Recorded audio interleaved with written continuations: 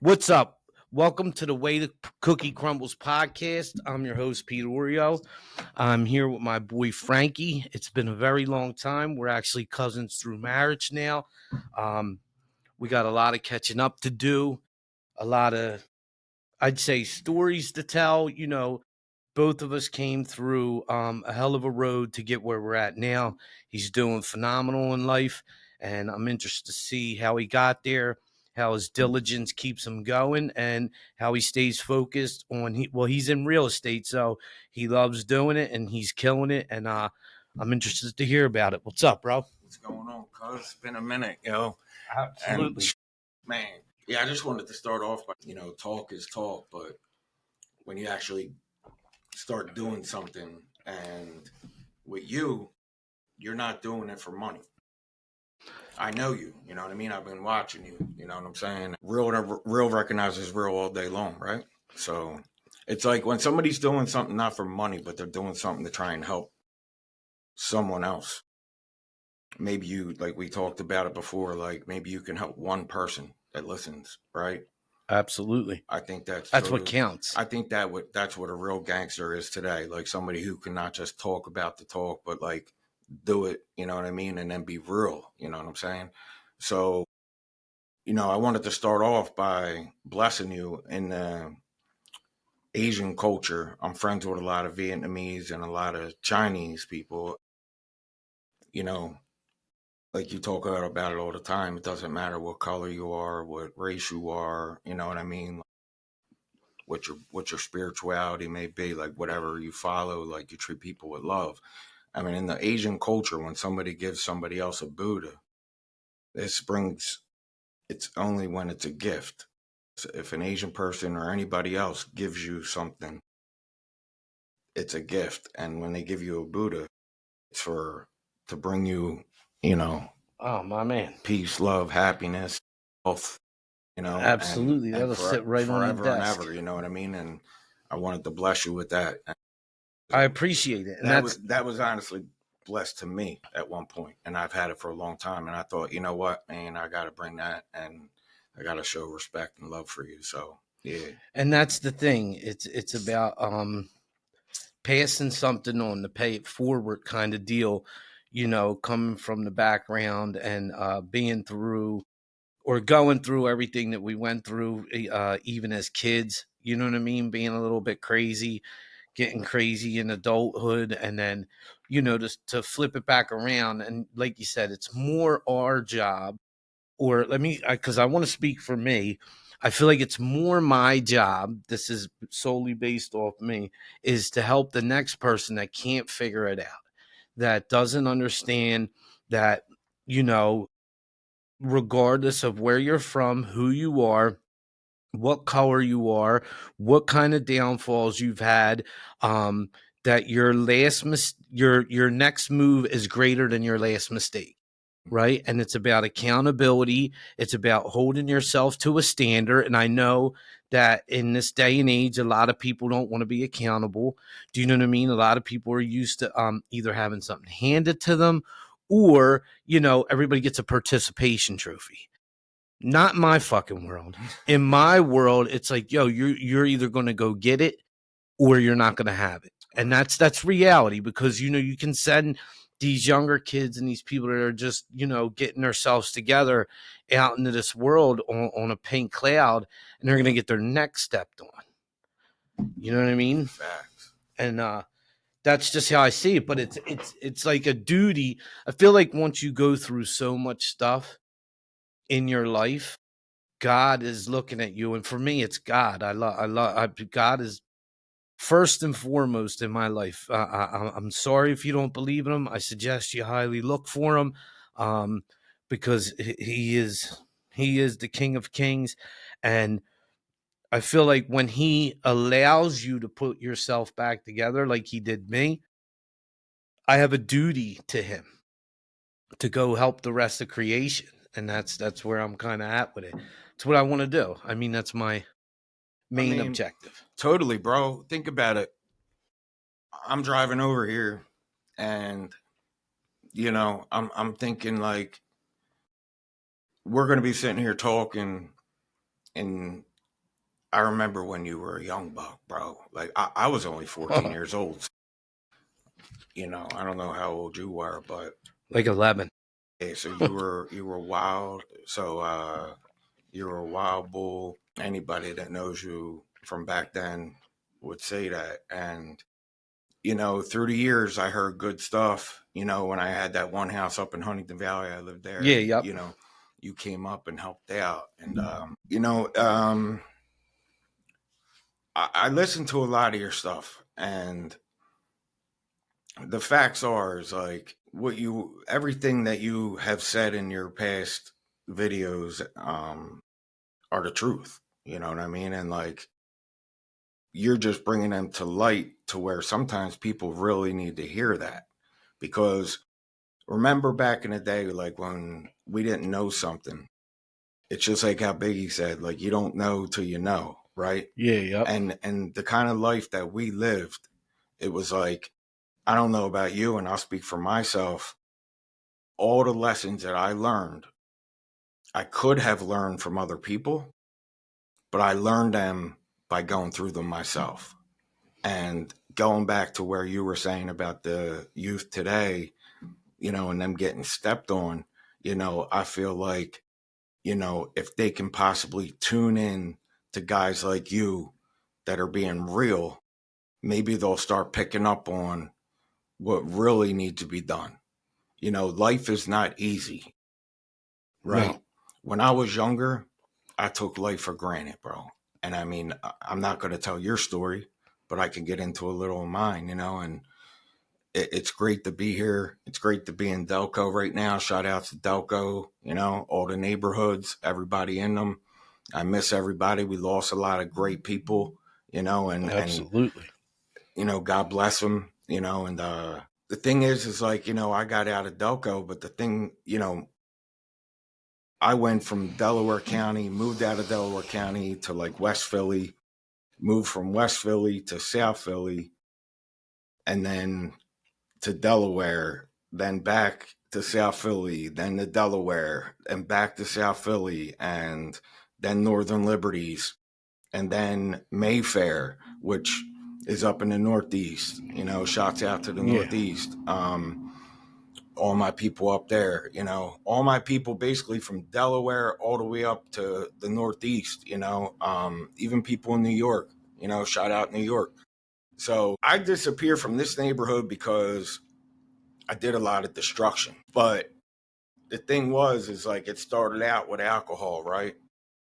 And alcohol, don't get me wrong, and you know this, and everybody knows this, like there is people that can drink. Absolutely. That are responsible. Responsible drinkers. And you know what? I wish, I don't wish, but like I had fun times, when I was responsible. But it went past that point from the very gate. When I drink to get drunk. Like I don't stop until I pass out, and the reason I got out of Delco is because I was doing my little thing, you know what it is, you know what I mean? And listen, in that life, in that game, and playing that role, like What's an accident waiting to happen?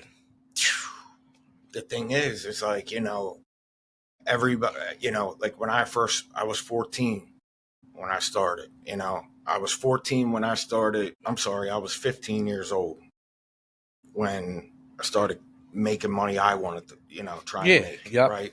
With the greens. And I decided on that based off of the mindset that whatever I did, I knew I had to pay the consequences. Right.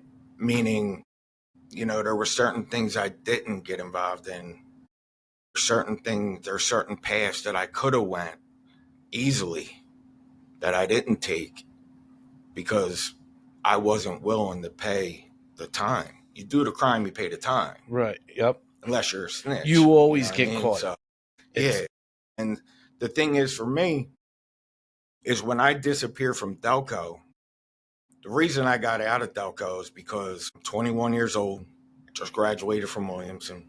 I'm driving a Lexus GS, with 20-inch low and hearts on it, up and down Chester Pike. Right. You're You know what not, I mean? you just graduated school. You're not supposed to be driving a car like that. Where is that coming from? People notice, and the police start to notice. I mean, Facts. listen, and going through everything as a kid, getting locked up for underage drinking and all the little dumb shit, they end up knowing who you are. This is it's a big but small town. You know what I mean? Like it's we're Delco, and it's like we're fucking Delco, bro. But in the grand scheme of things, it's only but so big. So Ridley starts to know you. This one starts to know you. This you're getting in fist fights outside a shark club. Whatever it is, they start to know you, and then they start to see you in those kind of things, and they're like, wait a minute, you ain't you ain't doing enough to have enough to be able to. Yeah, I mean, back, definitely in them days too, them days were when, we went through the best times in life, I feel like when, let's just say there wasn't even 20-inch rims, and, I remember having my first two was my first car was a 1982 Camaro, right? And I was so proud of that car, you know what I mean? Because, I put, I knew what I wanted in my head. I seen it, not that exact car, but I wanted a license. I wanted to be able to drive. And you know what? It's like I was working too. Before I started messing around, I was working at like 13 years old in the summers, like finishing concrete. I also worked at like Dante's Pizza, and the thing is like nobody delivering pizzas that just got out of Williamson should be driving, like you said, a GS with 20s. Yep. Then, you know, now it would, right now for someone to drive a brand new, we're in 2025, we're talking about 1995 or Right. 1999, right? Right. So, like it's pretty much like rubbing it in their faces. So for me, like I had a little brother that was 11 years younger than me, and I already knew, like I ain't dumb, you know what I mean? Like I knew that I had to keep it moving. And as soon as I graduated Williamson, now I was no big dude. You know what I mean? Like I went to school like so what I mean by big is like I wasn't a huge, Yeah. hustler at the Yeah. time, you know what I mean? But the thing is I was still making a little bit of money doing that Well, after you end up school. getting a name. You get a name, and anybody who knows me knows that I had a name, and it sucks, man, because it trickles down. Like your family gets affected from it. But I didn't see that as a young buck. I didn't see that as a young buck. Like, all I'm saying is, I want the next car. I want the next hottest girl. I want the next, the new thing that comes out. You know what I mean? Yeah. Like, I Yep. want the Just so newest you thing. you want it more. You were I addicted to am more at a young age. exactly. And that's what it comes down to is like, I can admit today that I am a creature of more. There's never enough of anything, Like if my mind is set on something, it's like one's too many, a thousand's never enough, right? And that goes for in life. Right. That's in life. So it's like I got out of there and, I was doing the nightclub thing for a little bit until, I ended up, I ended up using Percocet, abusing them. Now I don't have many friends around me. I'm in my apartment. I'm by myself, you know what I mean? This is where like the whole like oxys come in, like oxys. I think I had my first oxycontin in like 2000, and I didn't know what oxycontin was.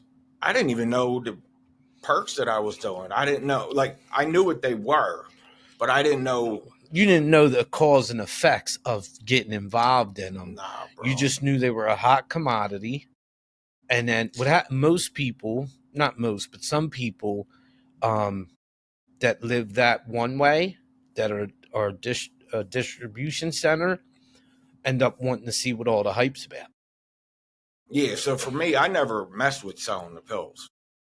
I never sold pills. I ate pills. No, but I'm I was saying like obese. just being in the hustler Oh mentality, yeah, yeah, yeah, you know yeah. what I mean? Like, and you're like, okay, well, why does everybody want these? Or, you're at a party, you see Well, people, you know what I mean? you know what's weird? I didn't hang with any. I didn't hang with anybody that did oxys. I broke my hand on my 21st birthday on the back of someone's head, unfortunately, and I got prescribed Percocet. Classic I case. remember standing up and saying, I want to feel like this every day for the rest of my life. Because you got to imagine at this point, I don't know, while I'm doing it, I don't realize that like I have been building up for years since I was a kid of all this destruction, you know, all this Yeah, destruction that I was doing. And now this is taking the pain away. This is putting me in a spot where I'm no longer feeling it, you know? yeah, yep, And then it's hurt people, hurt people, hurt people, right? yeah. Well, it's like a dude. I was talking to a guy today. Shout out to him. He's an EMT, but he does some other things, and a really good guy. And that's a very noble thing to do, is help other people. Oh yeah. And I told him today. I said I feel like, my addicted self was selfish. My recovered self is selfless. So my whole life it was me, me, me, me, me. What can I want? Like you said, more. You know what I mean? My dad had the pizza shop. I had access to money, whatever, and I always wanted more. Um, and now it's like, well, what? Now my life is full of, well, what can I do for you? Right. Do you know what I mean? Because it's just a Yeah, I know better what you way to mean. live. I feel like human beings in naturally should be wanting to help each other. Like that's the I don't it's just not that it's weird. It's foreign to us because we're in a society where most people are only worried about themselves, but it's really not foreign to humankind. Like that's the whole purpose. I feel like that's the whole purpose of what we do.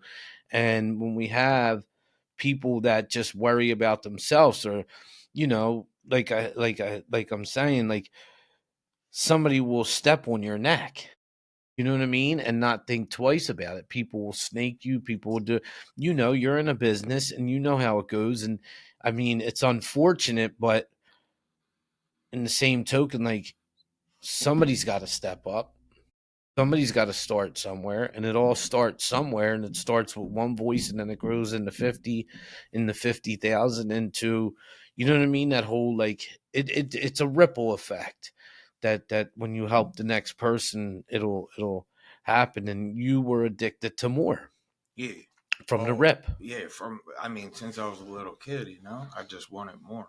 And that's why I made that decision when I was 15, and, every decision I made from there, not all of them were conscious decisions, and, I heard a lot of people along the way, and especially from like Delco, and like I've been through the steps 3 times, and there's a lot of people that I've hurt that hopefully if there's anybody watching, I've heard like I don't know how to do anything but sincerely apologize because right now you're all about attract. Like I was attracted to you, like I love you, Pete, but I haven't seen you in years, right? It's been a Yeah. long time. So when I'm watching you, I'm like, okay, he was sober when he came to my house in '07. He's still sober and he's trying to help the next guy. So my thing was, I don't put any blame on anybody anymore today. You know what I'm saying? It's like, if I come up with a plan, it's usually a we plan, right? And if I don't execute on it in the past, I would blame someone else, find a way to Yeah. blame Yep. somebody else for not getting it done. Now, for me, throughout my addiction, as I was telling you, not too many people knew what I was doing. And Well, you were good at hiding it because you always still had some stuff. Like me, I go homeless. we I, do too. Yeah, yeah. you know what I mean? Like The it's thing is like everything that I've ever put my name on the line for. And this is like sad, but like everything that I ever put my mother's name and my father's name and my cousins and my friends and everybody else, all the dirt that I did, I put every single penny of it into me. Right. What eventually turns to that. And, I was trying to seek help. And from 2000 to 2004, I was in 4 different rehabs. But it's a quick story. First rehab, I was there for 2 nights. I left, right? Couldn't sleep, punching my legs. I left. Second rehab, I'm sneaking a burner in, obviously, right? I got a burner phone on me. I got it in. It's not to cop or nothing. I'm trying to better myself, right? But then I get a text message and it says 140s, $7 a piece. Know what my next thing was? I'm out of here. I called. I said, listen, are you positive? He said, yeah. I grabbed my stuff and I left. That's how strong this addiction is. You know Listen, what I'm that's saying? exactly why you're not supposed to have phones in rehab. Yeah, see, I I didn't dealt know. with this situation with someone and a kid. And they brought him a phone, and I said, "You don't do that. There's rules for a reason. Because when you leave that door open, it's easy to say, yo, come grab me, dude. I got to get out of here. Do you know what I mean? And like you said, all it took was one text message to Yeah. alter what you were trying to do. But when you're ready, you're ready. But I mean, still, it's, there's rules for a reason. And to continue on, what happened was I left there. When I was leaving, a guy grabbed onto me who worked there. And I'll never forget his face. And he looked at me dead in the eyes and he looked at me and he said, Frank, the way you use that you described, you're going to die. You know what I did? I gave him the finger and I said, fuck you. You don't know me. That's how Arrogant. arrogant, ego, all the stuff that comes with making the money. You Yeah, did it on you your don't know who own. I You am. don't know who Yeah. I am, Yeah. Yep. right? Like, so at that point, I came close to it, man. I made it into Miramont in in the Miramont in 2004. And, you know, so back in 2004, Philadelphia would give you like methadone to come off of opiates, right? Yeah, I was in Kirkbride Center. So when you went to Miramont, There was none there of that. was none of that. No. You're getting like this Whatever it is for your stomach. Yeah. You know what I mean? Your So nausea. check this, right? It's not funny, but looking back at it, it's like this is how insane I was, right? So the lady, I'm sitting there and I'm basically about the same distance as I am from you right now, and she's saying to me, all right, Frank, and I'm all like, I gained all this like water weight and stuff, and I was horrible looking, Pete. I was bad, and because when I use, I'm a pig, I'm a glutton, right? So she says to me, so what are you taking, like I told her, I said, I didn't over exaggerate. Like I didn't know I was scamless at the point, like meaning I couldn't scam her. I like, I wasn't even I was just telling her the truth, Oh, I'm sitting there and I'm like, well, I have a 500-hour a day habit. She looked at me and she's like, 500 hours a day? Are you smoking crack? She said to me, and I said, no, I'm not smoking crack. I said, I'm no better than anybody that does. I said, I'm taking 1080s a day. I'm taking 25 Xanax bars or 50 blue or 25 Xanax bars or 50 blues every day With the oxys? with the oxys. God damn. And that's what she said to me. Like that. How do you function? And she goes, how are you, like, she's like, how are you, like, alive right now? Every time like, I overdosed, it was because I ate Xanax. So listen to this. And then I said to her, but I didn't tell you. So she wrote up the paperwork, right?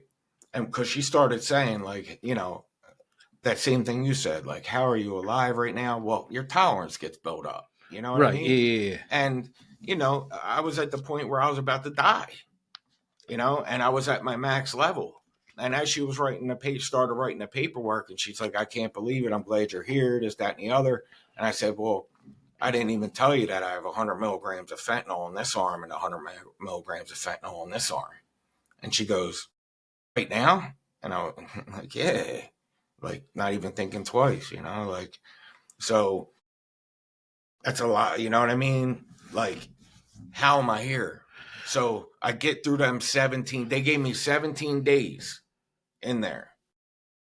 And the first like 6, I was out of my mind. Well, they got to monitor you too. Coming off that much Xanax, that'll kill you. That'll physically kill you. I It's one of literally, those things. I think, something happened to me in that room, like I was laying in that room because I didn't sleep. I was up for days. And, you know, at one point they took my pulse and they were going to call the ambulance. There was hallucination.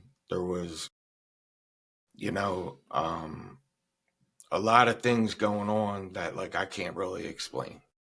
But all I know is that like I ended up finally, like, they would come in the room and say like, yo, you got to go to this meeting. And I would turn around and just put my finger up like a complete jerk Yeah. off and be F you, you know what I mean? And I ain't proud of none of that, you know what I mean? I ain't proud of none of that dumb shit I did when I was younger because, well, I'll get to that, but so I'll speed it up. 17 days goes by. The whole entire place goes from hating my guts, everybody, even in, like, some of the people in there, not everybody that was in there, but like some of the people in there, to where like they were cheering me on. And I got my coin and I coined out at Yeah. 17 Yep. days. And I go back to my mother's. I got an apartment in South Philly at the time. Go back to my mother's. We're in 2004, beginning of 2004 or three.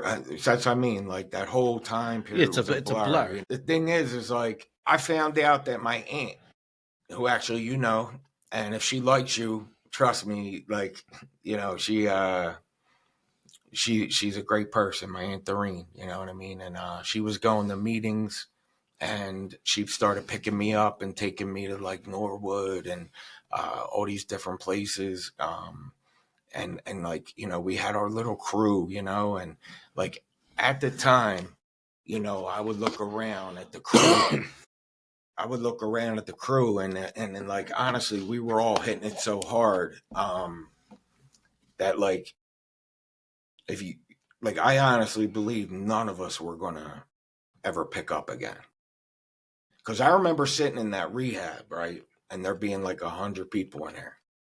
And I'm one of them, right? And this guy comes up and he says, two years out of 100 have a chance of making it. And I'm like, who the fuck is he to tell me? You know what I mean? So Yeah. I wanted to There was be one of them. another pride thing. Like, dude, I'm Yeah. gonna show you. Well, I had to show myself, but then I had to show you know what I mean? But so here's what happened, right? I start going to these meetings, I get, a good support group and all that. And, I'm not going to say fellowships or anything like that, which ones or anything like that, right? But I was going to the fellowship and I ended up finally getting myself like somewhat together. In the back of my mind, I knew I was going to pick up a drink again one day, You were just trying to get not normal. well, I wasn't going to use the hard stuff, Right. but Yeah. I Yeah. never Yeah. had an issue with alcohol was my thing, right? Which I clearly did. We don't got to get into war stories. And I stayed sober for a little while, you know what I mean? Like I stayed sober. I was doing a little bit of commitment speaking and all and stuff like that, but I was going more for the wrong reason. And I'll speed up, right? So from 2004 2004 till 2009, I just drank, right, and smoked bud, right? And in my head, I'm sober That's the normal thing to do, because right? I'm not doing the beast. I'm not doing the devil, right? So in 2009, I got a bad phone call. I have a great job. I actually have two full-time jobs. One I can do after regular hours because it's, I do a lot of work, and this was back then, like how the time zones are. If you're a smart guy, you'll realize you can do work in other time zones when Yeah. 9 to 5 is Yep. up. Right. Yeah. So Yep. I'm getting salary plus commission on both of these jobs. I'm flying back and forth from Vegas for this one company and getting people. I'm actually setting up meetings with CEOs of casinos, right? And it was wild, right? So like the thing is like when I got that one phone call, I don't know how I made it to that point without picking up, but like all I know is I called one of my guys who I was putting bets in with, and I knew that he was messing around with them 30s, and I didn't even know what a 30, like I heard of 30s, but like when I was doing the Right. Yeah. things, they Yeah. weren't even out. So I go over there and buy 100 of them. And I'm living where you came up, that Huntington Valley house. You know what I mean? What was it, like 4,000 square foot house? Probably right now, like 1.2. You know what I mean? Like that house was sick. But, you know, it doesn't matter about the money. It doesn't matter. Like, when, we'll talk a little bit because I'm going to speed this all up to where I am, right? Like, so I pick up. I realize I mess up. And I'm like engaged at this point. I'm with the girl I know I've been looking for all my life. Like this girl's a saint, you know? Yeah. And She's the opposite. I don't want to, yeah, exactly. Exactly. She's the opposite of me. And by the grace of God, The yin and the yang, bro. we've been married almost 14 years now. You know what I mean? Congratulations. Out there listening is probably like, you got to be Get the kidding fuck me. out of here. Yeah. Get So, the fuck out of here. being with one girl for that long, and she's a woman and of honor and dignity, and I love her, and she's the only reason I'm alive, man. But the thing is I picked up and I wanted to get off right away. So I went to a buddy and I said, listen, I picked the devil up, man. You know, because going back a little bit while I was in the program, I realized that all that time I was doing that dirt, I wasn't working for God. I was working for the devil. And it's easier to work for the devil than it is to work for God. You know, so what I mean by that is it's easier to do wrong than it is to do good. Absolutely. You know, That's why so many people do wrong. People pick up on negativity quicker than they do on positivity. Okay. Yeah, everybody wants to watch the And I'm fist not fight. talking about Yeah, right? I have the same tendencies. Yeah. Yep. So like if you're flicking through all these channels and where's the action at? All of a sudden, it's a choice between like Field of Dreams and like, I don't know, like Goodfellas. You're watching Goodfellas. You get attracted to Goodfellas because and I learned a lot about the brain, and like what I mean is that like I ended up getting on a substance that was called Suboxone, right? No judgment to anybody in the world, but like I was on Suboxone back in 2000, at the end of 2009. I thought I found the miracle drug because I was able to drink, I was able to not have hangovers, and I was getting it from a doctor, right? And then in 2014, when we skipped to, right, from 2009 to 2014, I got sober May 5th, 2014. And calling around